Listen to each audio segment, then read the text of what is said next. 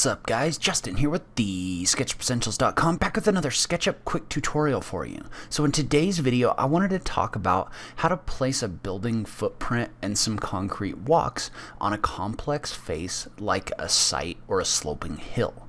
And before we get started, today's video is brought to you by Shaper 3D. Shaper 3D is a 3D modeling app specifically designed for use on your iPad with the Apple Pencil. Since SketchUp doesn't currently have a mobile modeling experience, consider checking out Shaper 3D if you're looking for a way to create 3D models on your iPad. It has a modeling interface that's similar to SketchUp's, but it's optimized for mobile. Plus, any model created in Shaper 3D can be exported to SketchUp or other desktop CAD formats. If you're interested in trying Shaper 3D, check it out at TheSketchUpEssentials.com/Shaper3D. Now let's go ahead and just jump into it. All right, so this video is a little more conceptual, just in the case that I wanted to show you how to take like a building footprint and also some walks and place them on a piece of terrain. So you know that whenever you have to build a building, it's really easy if you just draw a building pad over here and then do a little bit of an offset maybe in order to create some concrete walks, and then you extrude your building up. Like when you're on a flat plane, doing that kind of building creation and editing is really easy. But it gets a lot more complicated when you start building into hills and other things like that. And so what we're going to do in this case is we're going to kind of work on how to build a house like this into a hill. And honestly, probably what I would recommend if you were building some kind of house is you might want to build the house out kind of off to the side, and then we're going to stamp these into your face in order to create your flat spaces that's going to sit on. So one way to do that, if you didn't want to model this in place on your hill, would be to model that off to the side and then find the footprint or the different areas and use the stamp tool for that. And so when we think about this, for a house like this one, I'm kind of thinking this is going to be a house that's going to go into the side of the hill. So if you look at the hill, what's going to have to happen is a couple different things. Like for example, on this upper side over here, we're going to have our house that's going to be in this hill, and then you're also going to have the flat walks. So really what I'm doing is I'm looking for the flat areas here. And so I've found the different flat areas. I have my walks up above, I have my building, and then I have my walks down below, because you're going to have to take this hill and you're going to have to kind of extend it out in order to do that. And so what we're going to do is we're going to stamp each one of these into the hill, and we're going to start off with our upper level walks. So you could probably do this with your building footprint if you want. I kind of like working from top to bottom, but that's really kind of a preference thing. And so the first thing we're going to do is we're working with sandbox tools. So if you don't have the sandbox tools turned on, or you don't have your sandbox toolbar showing, make sure you right click and go down to sandbox and turn that on. And so in this case, what I'm going to do is I'm just going to select this upper face by clicking on it.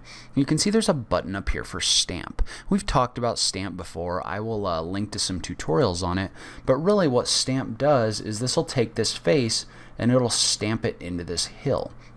And so it'll do it in a way that's going to make this whole thing very flat. So you can see how as I do this, I can kind of move this up and down, and SketchUp kind of adjusts the terrain around here in order to match that. Now I will say that there's a setting in here where you can set the offset of this. So you can see how right now my offset is set to 1. I've done that on purpose, but you can set this where the transition from flat to not is bigger. So like let's say for example I was to type in 10 feet, and sometimes I have to click back off the tool and then back onto the tool. It's kind of a weird deal in order for that to take, but you can see how now there's this bigger footprint that's going to get stamped into my hill. So you can see how you can kind of adjust how the hill kind of flows into this flat area. In this case, what I'm doing is I'm keeping this as small as possible, and I type in 0, but the closest this will let me go is 1 inch. All right, and so what we're going to do is we're just going to select this face, we're going to set that offset to 1 inch, and we're just going to stamp this into our hill. And what I'm doing in this case is I'm trying to get the top of this over here about as close to the same level as this top level here as I can. So a lot of the time what you might do instead is you might align that with a final grade that you show in here. So there's a few different ways to do that. But what I'm going to do in this case is I'm going to go in before I do anything else, and I'm going to erase out some of these faces that were created. So I'm just going to double click in here because we want this to go straight up and down when we create like our building pad. And so in order to do that, we don't really want this face to be in here. because we don't want this to be affecting all of this geometry and making everything complicated. So I'm going to erase all of that out, then I'm just going to double click back out. Okay, and so what I want to do in this case, and it gets a little less complicated if you do it this way, is since basically the bottom of slab for this, or the building pad that you're creating here, is going to be on the same level as this walk right here that's outside the building, I'm going to select both of these when I stamp this. So you can see I've gone in here and I've selected both this base and this level right here. And as a general rule, when you're doing this, you really want to try to take anything that's going to be on the same level and stamp that all at once. It's just going to make your life a lot easier. But what I'm going to do is I'm just going to come in here and I'm just going to, with both of these selected, I'm going to click on this face and I'm going to find something in here that kind of matches the level that I want this to be. So whether that's going to be at the bottom, whether it's going to be at the level over here on the corner, where this face coming down here, whatever your level is going to be, I'm going to go ahead and click right here, and that's going to allow me to set kind of my building pad. And now what this has done is this has come in here and this has stamped this into this face where I can now come in and start modeling this building. So you can see how this is all created, and it works pretty well. Probably what I would do in this case is I would actually erase out all this geometry around the hole, because that way I can use the thickness of the walls instead. So probably what I would do is I would erase all of this out so that there's a gap. And then when I come in here and start modeling with my building pad, and probably what I would do is I would group this so it's not merging with all this geometry. I would just offset this out just a bit in order to give me kind of the thickness of my wall, whatever that needs to be here, 6 inches, 8 inches. And that way when I start extruding things up, you can see how my wall's going to cover that gap. And so it gives me kind of a seamless transition in here. And so there's a few other things that you'd probably want to do before you extrude this up, like maybe weld this line so that it doesn't get all nasty and complicated in here. So I would erase out all of those walls. And then the last thing I'm going to do over here, and again, there's a lot of different cleanup and other things. I will link to a video about how to kind of fill in gaps and holes using the soap skin and bubble tool. But in this case, the only other thing I really want to do is I want to add the footprint for my stair. So you can see how when I draw this, I have kind of a stair that's going to go along these edges. And so the way that that's going to work, or that's going to go from this transition to this transition. And so what I want to do in this case is I want to go ahead and I want to soften all of the edges in this, because I want to be able to see where my stair is going to go in. And so the way that I'm going to do this now is I'm just going to click on this face. I'm going to click the drape button, and if you remember what the drape button does is that'll actually take a shape and drape it across your sandbox instead of affecting the geometry. It'll take your lines and just draw them across this face. Well, now what I can do is I can double click in here, I can erase out all this stuff. Whoops. It's probably better to select the faces in this case. So I can erase these out, erase out my extra lines. And then I can come in here with an extension like Instant Stair or something like that. And